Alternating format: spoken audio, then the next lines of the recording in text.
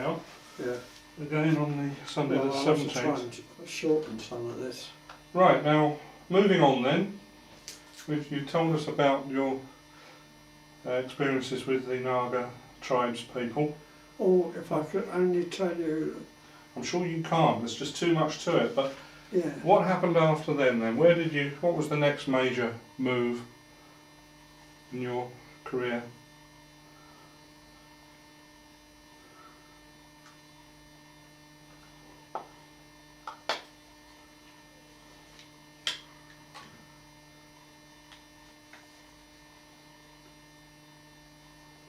So where did we go from then? You didn't get on a boat and go back home, did you? What happened? Nothing. I'm trying to think. I'm out of sequence, so Yeah. it's difficult. Well, what happened? Oh, of course, yes. We went back into Assam, the other side of the river. I forgot. Not Brahmaputra. You mentioned the name. Ganges. Hmm? The Ganges. No. I said I can't remember the river, and you said it earlier on when we. It was the Brahmaputra, wasn't It was the Brahmaputra, of course it was. And see, there's histories of going across there in log boats? floats and things like that. That's so interesting. And stories of the convoys along the tracks, which was very, very dangerous. And some of the stories there, I could tell you some more of the stories. Were coming in from an OP at night in the dark, and I'd been out all day. I'd be up before light in the morning and out with my Jeep out into the into Kennedy Peak on the OPs, and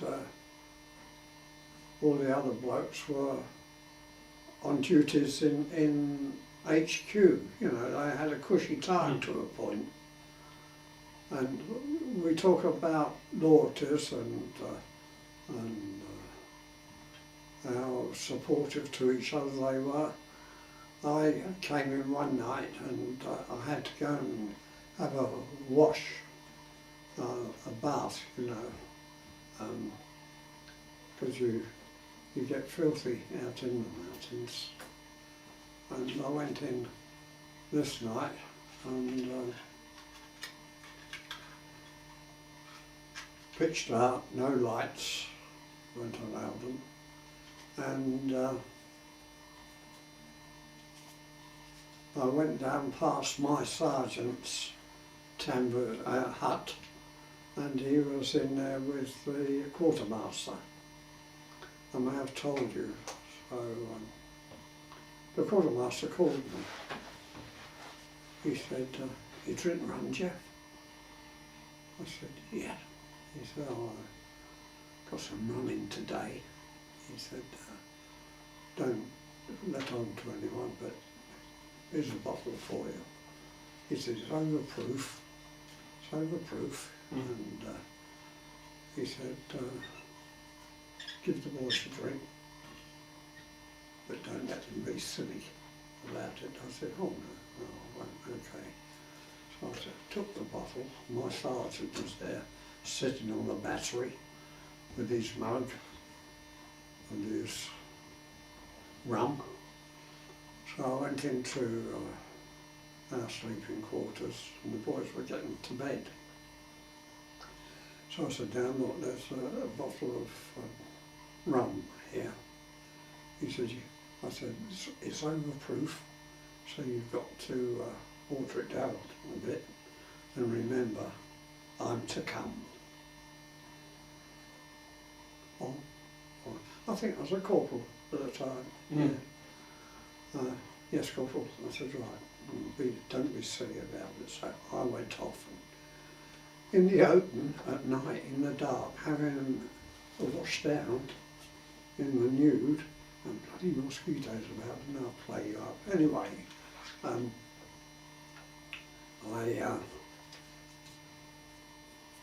I left the bottle and went and had my bath. Now, when I'd had a bath, the only way I could get food, I said earlier on, mentioned earlier on, I had to get it as I could. You know. I used to have to go to the officers' cookhouse. There was only one bloke, one chap there, a chap named Semple. He was the cook, and he used to rake me something up, a meal, and I used to have that. And on the way back I had to pass the cookhouse, so I called in there to have food, and I got back to my billet and all the bastards were asleep, well, in their beds, and the bloody bottle was empty. Comradeship again. I could tell you one or two comradeship acts, and so I told the cookhouse chap who I knew very well, and anyway, that was that. I didn't say anything to the boys. I thought, you rotten bastards, you know. And what's the use? It gone. Anyway, next night when I came in, I went down to get a wash down. I didn't strip down every night, but I did, went down and had a wash down this night. As I came back, my sergeant called me. He was in the Q's quarters. Jeff, we hear that you didn't have any rum last night. I said, no, I didn't. Well, what happened? I told them, come in here. So I went in there. Christ, did I get pissed? God, was I? I was off rum for months. I was. We had this rum, and God, I didn't. Rum, overproof rum. I got back to it, but I was bad. Anyway, they did that sort of thing. Several things they did. When I was coming home, I was bringing a letter home for a bloke. Now, if I'd have been found out, I would have probably been held back from coming home, because I was dodging the uncensored letter, you know, and the chaps in this tent, they were all chaps from the unit that had done nothing but radio operating. I didn't know any of them intimately, you know. And I've been down to the, if I remember rightly, the bazaar. And when I came back from the bazaar, a couple of chaps in the quarters said, "You've seen the inspector, Jeff?" Inspector, what inspector? "Oh, the censor inspector." I said, "No. What he's about." He came in, search any letters, and he might come back, you don't know. If I were you, well, of course, coming home, it was so dear to my heart, I destroyed the letter, and I found out the bastards were taking me on, you know. Never forget them for that. Trying to get you caught? Yeah. I couldn't write back to the bloke because it had been opened and censored. I would have still got it, and he would have got it as well. And he was a brummie. He was a brummie. So then when did you hear you were going home then? At what point? I was in Mactilla, in the Golden Pagoda, And in one of your books you've got a picture of the pagoda, exactly the battle going on where I was stationed. And the airdrome was at Mechtilah, the flying field. One end of the flying field there was a battle going on with the Japhos, or skirmish more than anything else I suppose.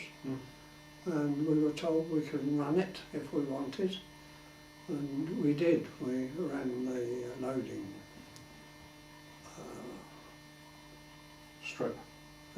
Strip, and got into the Dakota, and the Yanks took us out, and that's how we came out. I flew back to, I think we flew back to Calcutta, and then from there to Deolali, the madhouse. Dengue fever. Yeah. You had some dengue fever. Oh yeah, well I had a leave in Calcutta, and right on the end of the leave I felt rough. I did feel rough, and I thought I'd got measles by the looks of me. Yeah. So I went sick to the first aid area for chaps on leave was in the museum. So went to the museum. I've got to go to the museum. Went there and I saw a lady, captain. She was a very, very nice lady, but I think she was taking a pee out of me on the quiet, because she took me into this room and sat on the edge of the table, on the corner of the table, and stood me here, you see. She'd strip off down to your boots, and I'd strip off down to my boots and everything, and asked me a few questions, you know, how I felt and what the symptoms were and all that. And then I found out she knew Harrow very well, and asked me where I lived, you see. I told her. So she sat there just talking to me. Nothing to do with being sick or anything like that, you know. Just talking to me. And then she came up and looked at me. She said, oh yes, she said, you've got dengue fever. She said, it's a nervous contact of the limbs, toes and things like that. It's stress, strain, and I can't remember anything. She said, what do you need? She said, you need a rest. I said, I've had leave, you know. She said, that's all right. She said, we'll find you a bed and you just have a week of rest. And just have a week of rest, and you'll be all right. And I was, and came back. And it's funny when I'm here and they say, what, you know, in here, the hospital's here, had any illnesses and all that, and I trot out malaria, jaundice, dengue fever, you know. Dysentery. Like, Dysentery. oh yeah, I'll forget that, and things like that. Yeah, they've got a few diseases. So anyway, you came out of Calcutta I and you went on, so you've been given leave to go home. Oh yeah, well, I was told, I was in Mechtilah. Mechtilah, yeah. I was in Mechtilah, resting actually, and I was told to read detail and notes on the board, and my name was up there for going home. So how did you get out? How did you get back home? Oh, well, I flew out from Mechtilah, and now which way did I come? I flew from Mechtilah to Calcutta, Calcutta to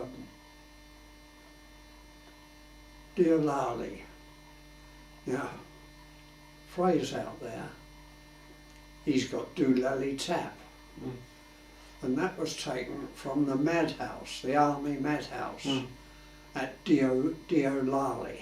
Yeah. It was a madhouse. But they turned it into a transit camp for repats Yeah. when I was there. And then I was motorised, I think, to there. And of course there we had our examinations and things like that. And then we were motorised to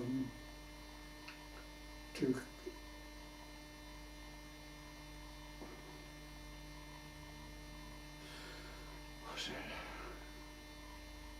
I think it was Bombay again. It could have been Calcutta, but Mm.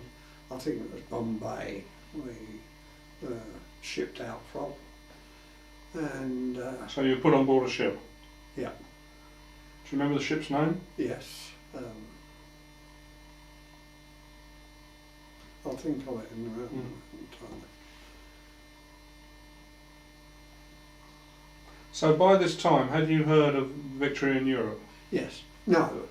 Well, yes, we had. So this must have been June 1945 then? We were fortunate because it was intended we should come home the way we went. That would be the Indian Ocean, Arabian Sea, that is, and down Through the Suez? round Cape Town, Oh. Cape Town, up through the Atlantic, Yeah. Gold Coast, Mm. Spain, all up around there, up into the Channel or somewhere like that. But of course, the Germans capitulated whilst we were just about to sail. So we were immediately shoved up you're quite right, The Suez Canal. the Suez Canal, up into the So back through the Med, did Yeah. you stop off anywhere on the yeah, way? stopped off at Gibraltar, and not Gibraltar, Malta? Malta. Mm. Well, parallel with Malta, not Malta itself. Mm. And I didn't even remember where blinking Malta was. Mm. Anyway, so you were back home and you arrived at what dock and what port? At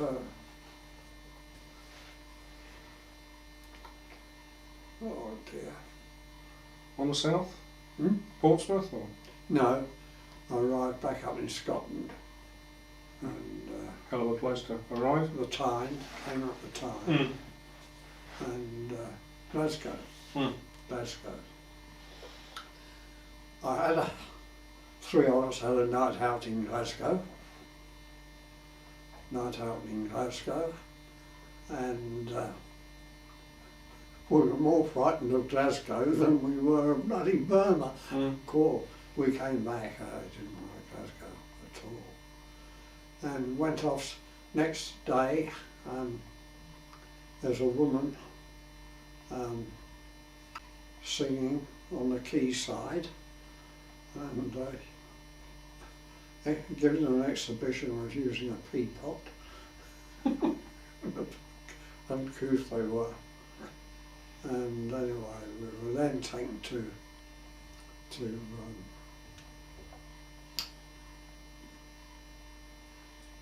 Did you go back to Catterick? no. Yes, no, wait a minute. Somewhere in Yorkshire you were, weren't you? Yes. No, we went to Catterick when unforgetful days, when I left Exeter, infantry, went to Catterick. I was an infantryman when I went to Catterick, and spent time, and from there we went up through different towns and to Garrick, and were. But that was the beginning of the war, wasn't it? Yeah. So what happens when you came out of Glasgow? When did you actually get back to Harrow again? Oh well. Right, so we've had a bit of a break in the tape. to get a cup of coffee. No. And we're talking about, you've landed at Glasgow. Yes. I'm trying to get you to tell me where you went to and when you finally got back to Harrow again. Yes. So, right. We went up to Garrick. I think it was the Elizabeth dock, but I'm not certain. That might be the Cape Town dock we went into. In fact, I think it was. Now, what's the name of the place? I had it in my mind when I was in there, and it's gone now. Whereabouts in the country? It's got a race up in Yorkshire there. It's got a racetrack there. Perth, no.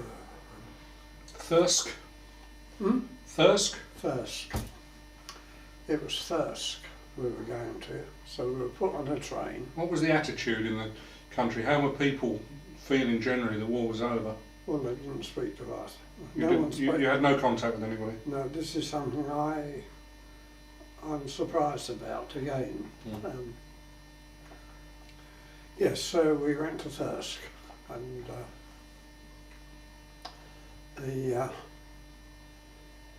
on the train, got off at Thirsk, and we were a Barbary lot, you know, we didn't go a lot on discipline and all that, and we were kept away from the call-ups that was still going on. I suppose we were a bad influence on them. But anyway, we got to Thirsk station and we started taking the mickey out of the NCOs, and the sergeant major said, all right, you chaps, it's up to you. Here we are, you're home here. You can travel off home on any train you like today. But if you don't want to go, all right, you don't want to go. Oh, that straightened us up. So we were marched to the barracks there and handed in our pay books and paperwork and marched away and given breakfast, a feed. And then we were taken to the quartermaster, and he supplied us with any kit we wanted. We all treasured our bush hat. We weren't going to hand those up. We kept those. Anyway, we went through the routines and equipped ourselves, and by lunchtime, we were equipped and we were back on the station, picking up a train under our own steam. So I got on the train, and all the way home, apart from business like a ticket, train ticket and things like that, did anyone speak to me? And I think they all thought I was Australian or something like that, you know. So anyway, we got to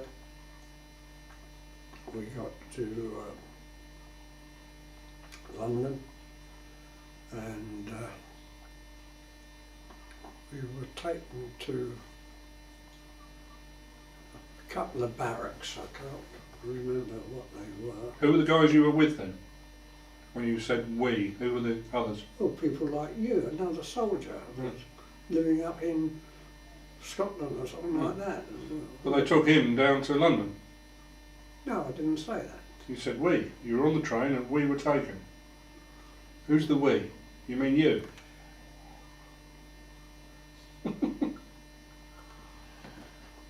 We were taken to some barracks, and I can't remember which ones they were, up in Regent's Park area. And then we were taken to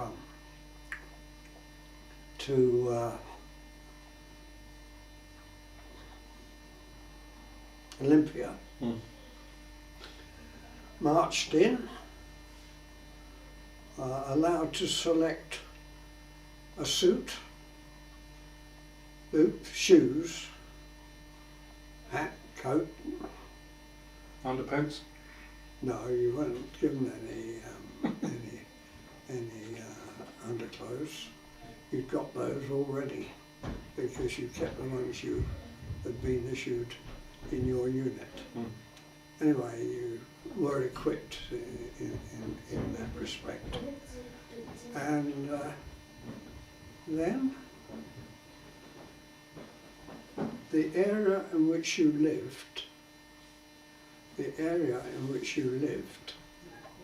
you were put on a lorry, an army truck, put on a lorry, and I was put on this particular one, and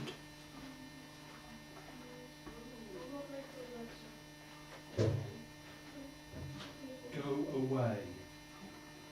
It's alright, children, there's children making a noise. Sorry, you're put in a lorry, yeah? And obviously they'd looked up the areas in which you lived. And I was put off at Parade Street, Paddington Station. And I dropped off there, kit and all. So I thought, oh dear, I was not going to see Mary after all these. You don't know how you feel. And how you feel when you see England at a distance after you've been away so long. You begin to think it's a wonderful place. Anyway, so I dropped off at Paddington there, and I thought I'll phone Mary. So there's a post office there, and 2 doors with steps going up to each door, and a bit of an area, space there, with telephone box there. So I went in there, put tuppence in, couldn't get any reply. No reply at all, so went to walk out. I thought, I don't know, I wonder if it's stuffed up. So I put my finger up the spout, you know, and I could feel a bit of rag. I pulled this rag, and a load of copper fell out, coppers, pennies. So of course, I looked at it, I thought, blimey, if I pick this up and get caught, I'll be charged. I was frightened in case I couldn't get home, you know. And anyway, I picked all these coppers up, and then I thought, well, I'll have a look at the other ones. So I went to the other one, same thing there. Cool, a load of copper here. Anyway, I went further up Parade Street and started ringing Mary, but I couldn't get a reply, couldn't get through. So I shot myself off and caught a train to South Harrow. Got to South Harrow. By then I thought, well, I'd just give Mary a ring, see if she's there. So I rang Mary, no reply. I was beginning to get a bit dispirited, you know. So I came out of the station, walked through the market, and down into Eastcote Avenue, where I lived. And What number was that? 68. Eastcote Avenue. Eastcote Avenue. Yeah. And the place was deserted. Everyone was out gay timing, bonfires and God knows what. And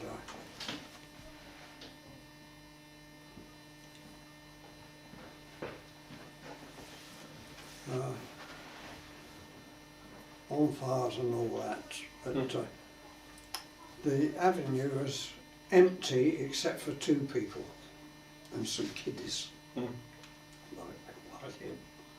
Some kiddies, and I got 2 kit bags. I was bloody loaded up, I tell you. And these little kids were walking in front saying, "Did you kill many, mister?" And all this bloody malarkey, you know. And I suddenly realised it was my mum standing at the gate, our gate, talking to a woman across the road who knew me, or remembered me from before the war. And because I knew I was only in Harrow 2 or 3 months before I went into the army. And I looked, I could see her quite well, and she saw me and she recognised me, and she said to my mum, you know, pointing, I had a bit of a job to make mum understand. Then mum suddenly tumbled who it was, and she used to walk with a stick like me. And her stick went one way and she went the other, full speed. You'd have thought she was Bannister or someone like that. And of course, when I got home with her, they had expected me, because they knew obviously word gets round that there's a demob going on, and Nancy was fairly cute, had calculated, well, Dad, Arthur must be home now. And but anyway, when we got in, my armchair was dolled up with a Union flag on it and things like that, but only Mum there.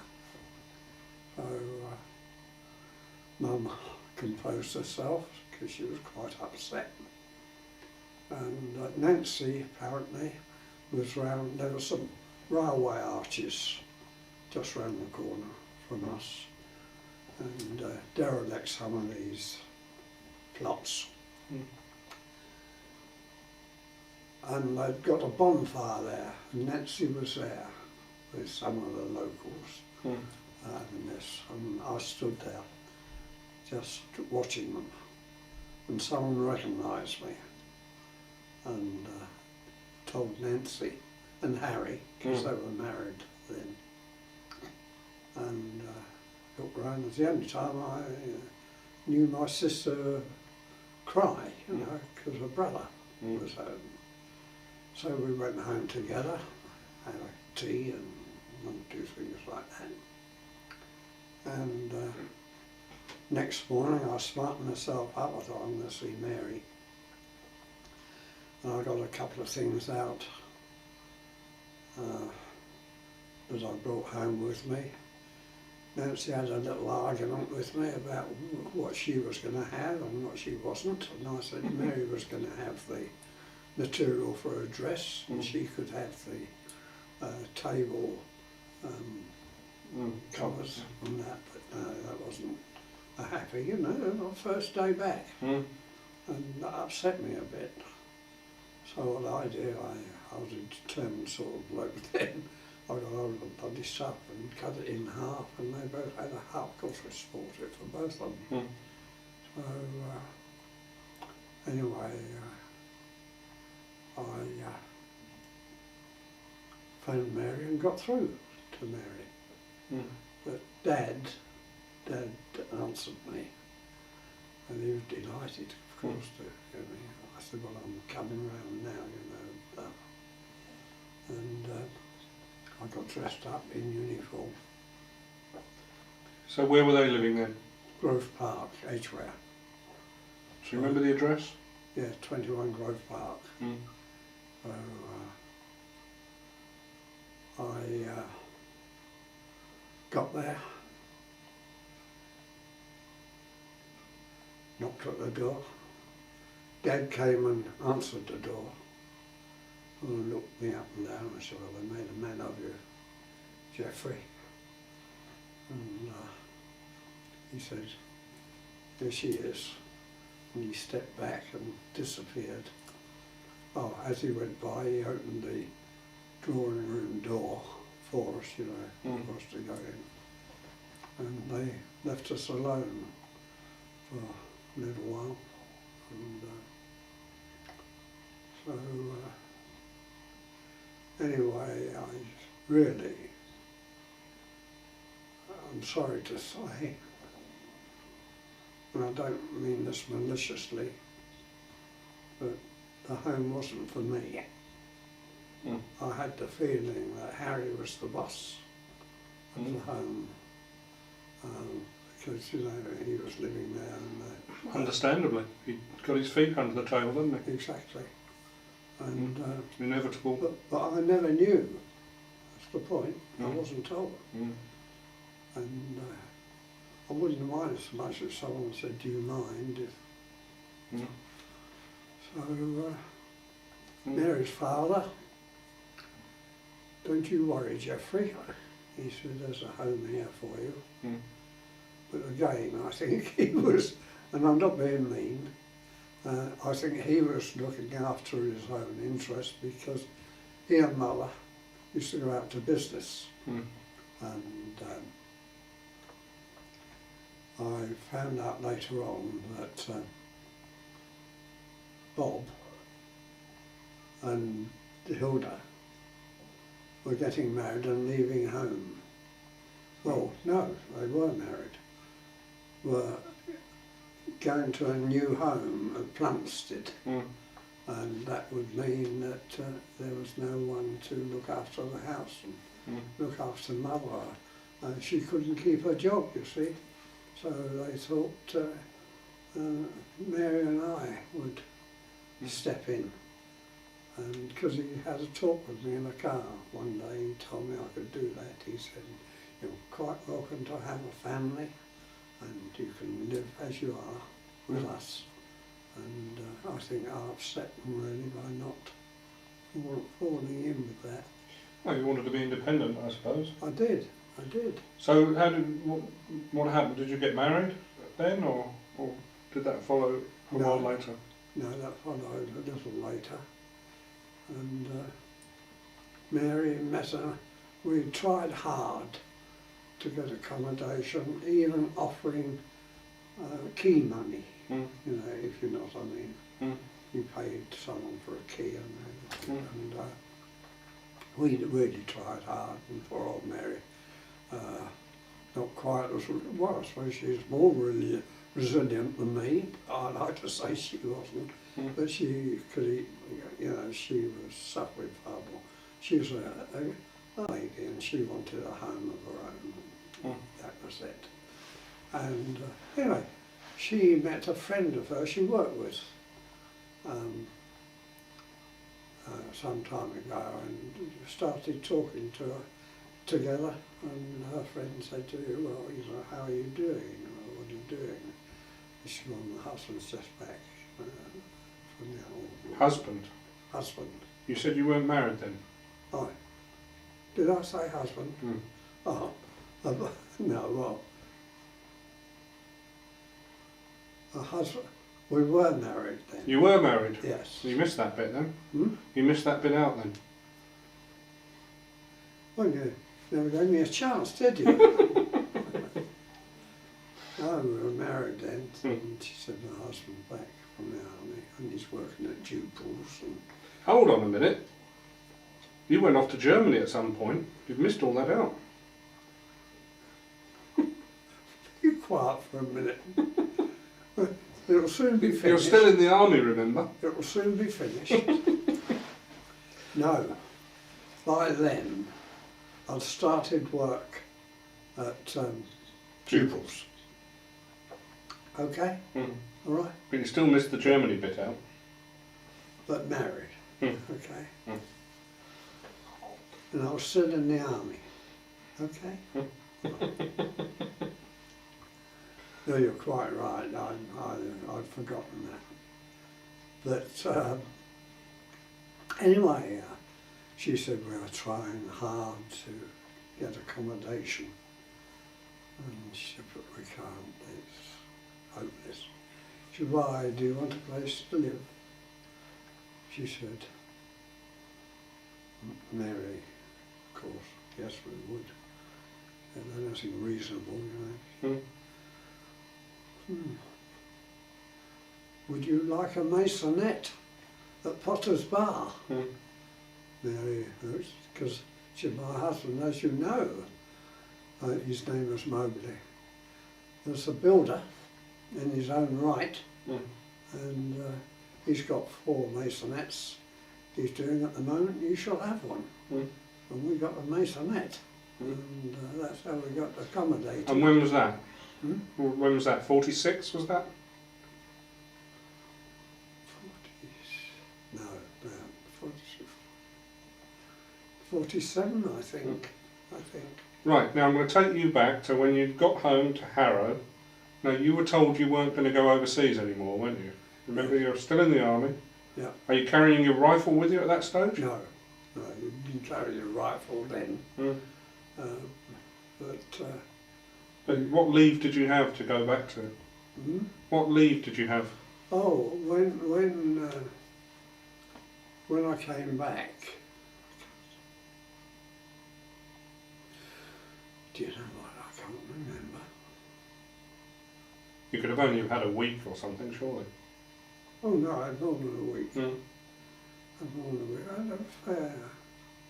had a reasonable leave, you know. I think it was several weeks, Mm. 3, 4 weeks, something like that. Anyway, we'll come to that later on. And but there's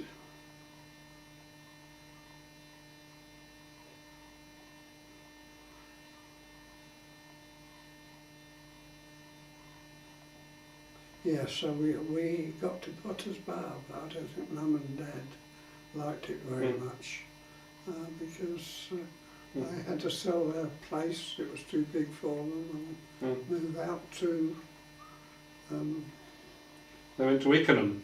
Ickenham. Mm. Yeah. So that was that. Mm. And we eventually settled down and we got a job and there we are. And we came down here and what am I talking about? Came down here. Well, eventually you did, but we're still at the end of the war. I'm Yeah. trying to get it into chronological order.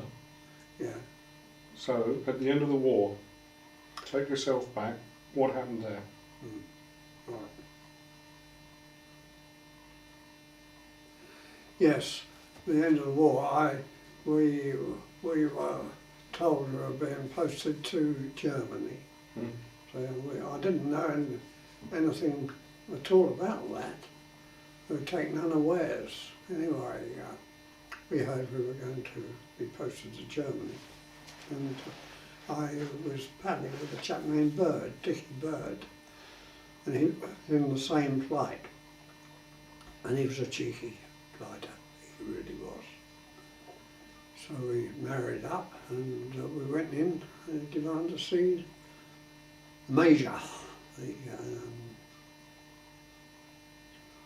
Oh dear, he was a major. Forgotten his rank. Never mind. Asked to see him, interview, request leave, and he was quite rude to us. Mm. He told us that there was no home. There was home stations, so there was no leave. Well, Dickie Bird went for him.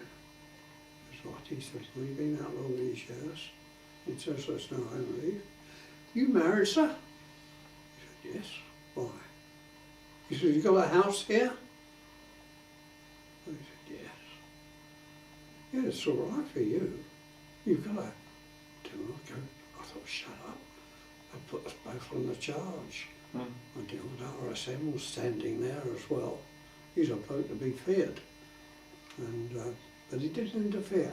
I think he felt sorry for us. Anyway, I was stuck his ground, and both the same. Well, and he said to me, oh, why didn't you get married when you were on leave? So I said, well, I wasn't aware that we wouldn't get leave, marriage leave. Anyway, we got, I think, 10 days. Mm. Or 9 days it might be. Mm. So we got that out of it. Of course, we got married locally. Where? At Edgware. Church or? Church, yes. Oh, yes. What date? The 4th, the 4th of August. 1945. Five. We got married there. And And honeymooned where? at No, you told me this. Now, where was it? Lincoln, was it? Gloucester? no, oh dear, where the muffins come from, Oh, Banbury. Banbury, yeah. Hmm.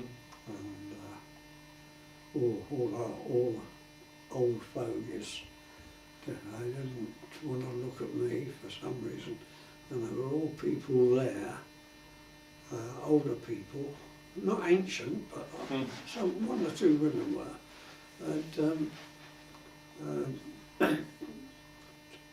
accommodated themselves out there all through the war to get away from the shelling, but no conversation for a soldier.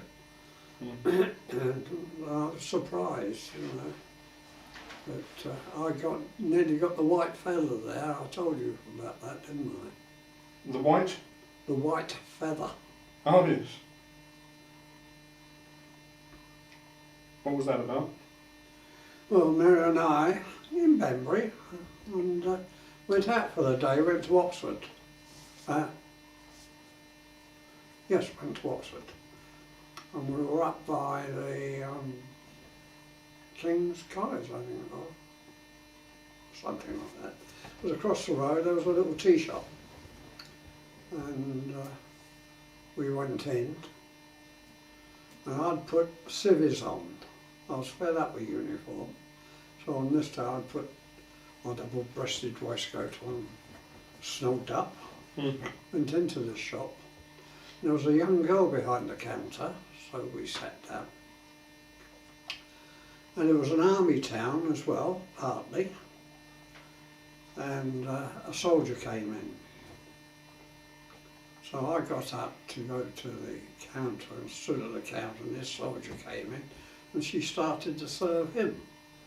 I said, excuse me, I said, she said, oh, you've got more time than him. And it never registered with me what she was saying.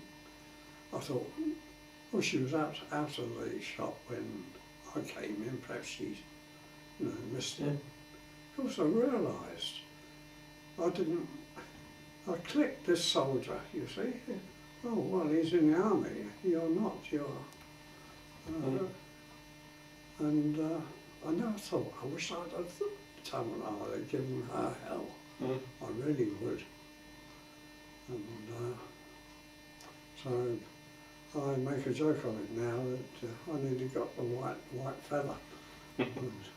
So it was after that your leave was over, and then what happened to you? Well, oh yes. So I went back. I went back to Thirsk. Not Thirsk. Thirsk. I went back to Thirsk and spent a few weeks there.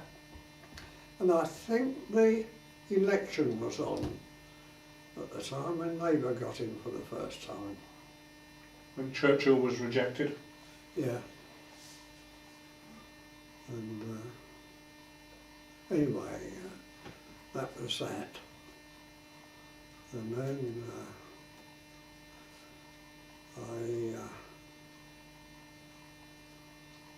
we were posted off to Germany. And that was it. And you fly there or by boat? By boat.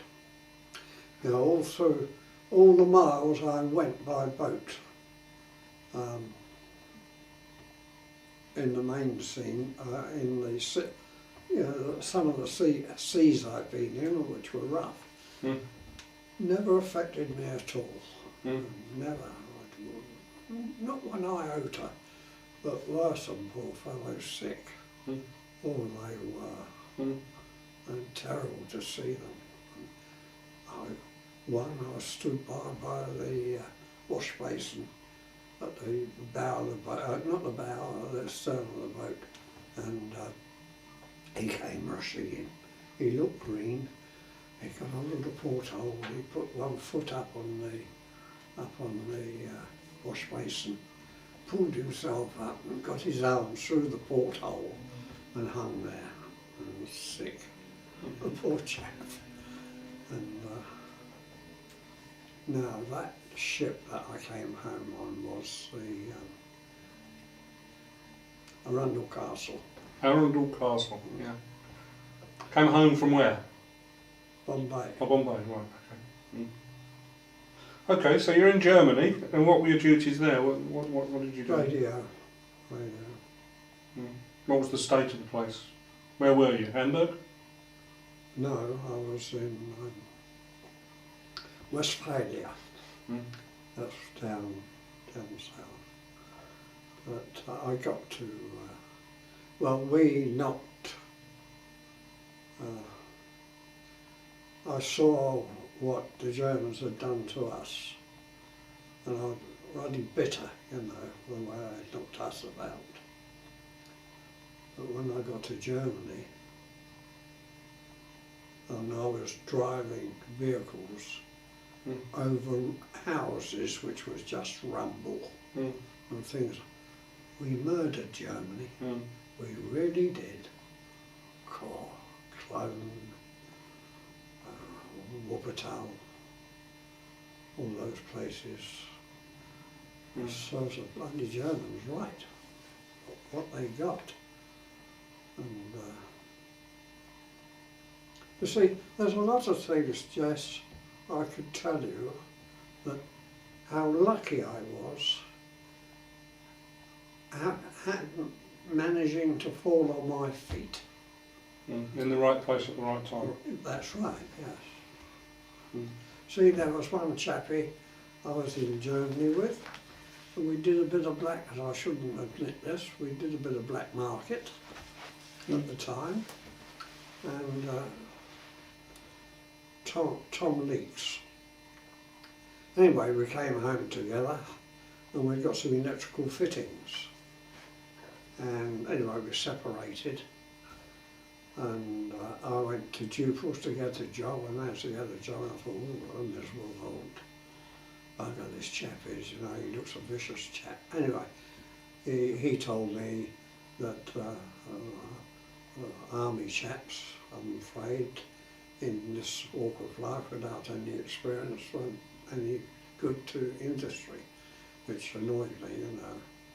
And I then sat there talking to him, I looked up and I looked at a chart, production chart on the wall, and he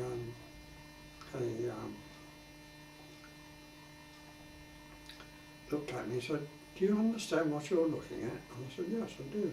I said, well, yes.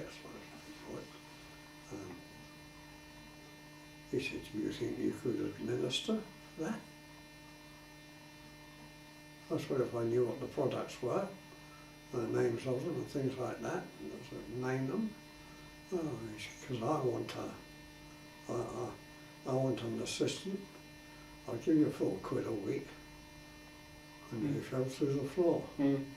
So anyway, I went home, and I think Mary's father thought I was going to be a lazy writer. You know, she picked the wrong one. Because I'd not had a leave during my army time, except when I first joined the infantry, and that was overseas postings. Anyway,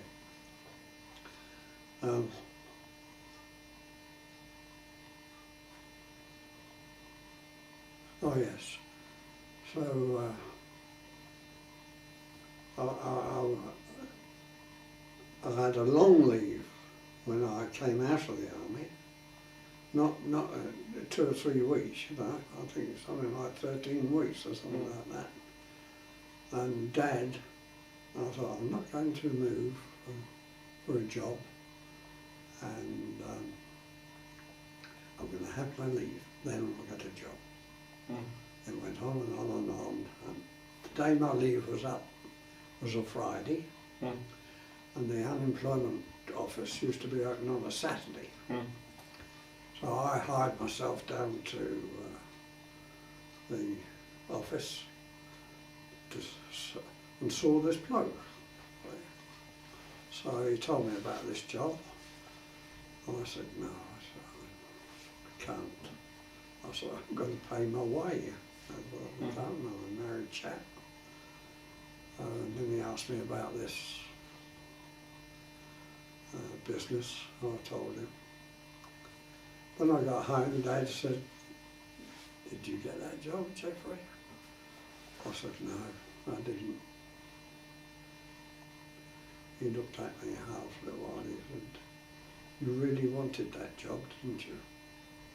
I said, yes, I did, honestly. I wanted it. I said, but not on, I can't on that money. So he said, don't worry about housekeeping or anything, Jeffrey. There's a home for you here. And looking back in retrospect, I think he only said that to get me into a job, you know. But anyway, I was there and in the office about a couple of weeks later, I think it was, and old Walker walked through the office and glowered at me. Tommy Watts had phoned me up on the Sunday and asked me if I could tell him where to get some electrical equipment that I'd already got for my stuff. I told you that we got some electrical stuff. And I did, and we had a chat. Anyway, on the Monday, old Watts walked through the office. He suddenly stopped dead. He said, do you know Tommy Watts? I said, yes. I said, he phoned me yesterday. He said, yes. He said, that's my son-in-law. And what did I see on my table when I came down to tea on Sunday? Your name. This Tommy Watts I'd been with was his son-in-law. And he turned out bloody nice bloke. Really did, because I took the job. And I hadn't been there a couple of days. I'm working, they put me in an office with the chappie that controlled the function for him, you know, the offices and the routines and that. And I found that they didn't like each other, they hated each other. And anyway, I think it was the next day, the Tuesday or the Wednesday, I'm sitting in this office, and a voice behind me said, who are you? A squeaky little voice. I looked round, there was this big chief, you know, that was in charge of everything. A tool room section it was, and the managing director, the chap that was talking to me, who are you, had started a tool room of their own apart from the coach works, because it was, he found it was more advantage to have his own tool room. And when I went there, they used to talk about the wall between the two companies, and I used to think there was two actual wall there, but they were so separated. Yeah, separated. And anyway, old next I knew, bloody bell went, and the IC had to go in and see Walker, and oh no. It's the other way round. IC said he was going in to see Walker. He said, I don't like the bloke and I'm going to leave. He said, he's going to offer you the job. I said, me? I said, I don't know enough about the job to do that. Don't be silly. He said, you can learn. You've learned this, you can learn that. And always come to you. So, anyway, he went to see him. He's one of those, when you walked, he bounces, you know.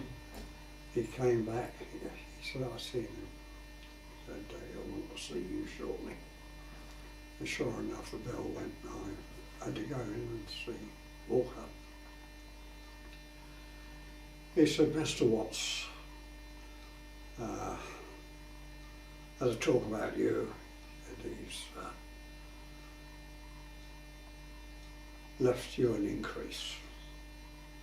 There's an increase for you. I think it was only a couple of quid or something, And very good, very good. Oh, George Watts took to me. He took to me. I think what it was, everyone there, except one chap, had been in the war.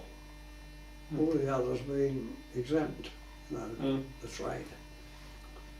And maybe I would Walker then said, no, I'm going to give you an increase as well, because I want you to take over this other job. And I took.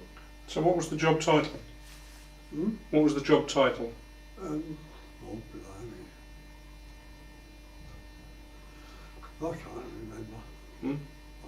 Anyway, you were back in Civvy Street and Back in getting Civvy on. Street. We're going to have to finish now because we're through the end of the tape. Yes. And Well, I think you've got enough. we've done a fair bit. And next time we talk, we'll talk about how things went on after the war, Yeah. to coming up to Walton. And we'll leave it there. Yeah.